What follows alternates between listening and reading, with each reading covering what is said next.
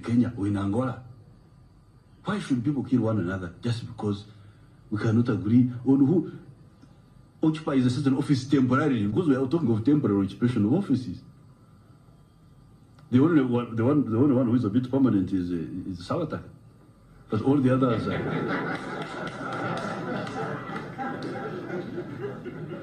all the others are just temporary. 5 years, 6 years, 10 years. Should that really cause a disruption of society just to decide who does something for 5 years? What is so? See? So in the case of Uganda, I can assure you that, and already we have demonstrated it. We have had elections 3 times since we came from the bush, and there were no problem. There were no incidents. There was no violence. There were some people who tried to bring back the old politics, but they were handled very, very, very nicely, and there was no violence. So I would like to emphasize that peaceful transfer of power is part of civilization. The more backward you are politically, the more turbulence you get when you get changes.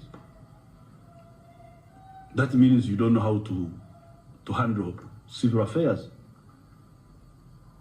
So you resort to brute force. We had to use brute force the other time because Obote did not allow us to organize things. We tried to appeal to Obote, please, let's have good elections. He thought he was very clever, that he knows how to play games and I don't know what. I said, my friend, if you don't accept arbitration here, by dialogue, there is where we shall arbitrate. We shall go to another arbitration board. Because here we can discuss what is the problem. He could not accept. He thought he was very smart. And we gave him a lesson. We have taught all these, reaction is a lesson in Uganda. We have taught them a lesson that they should be civilized and talk through the mouth, not use guns which they don't even make. They don't make a single gun, but they are fond of using guns. They can't make one bullet. So I would like to reiterate that Uganda is committed to the national resistance movement. I cannot speak for all Ugandans, there are other Ugandans, but for the ones in NRM who have been supporting NRM, I can say that we support progress, we support civilization.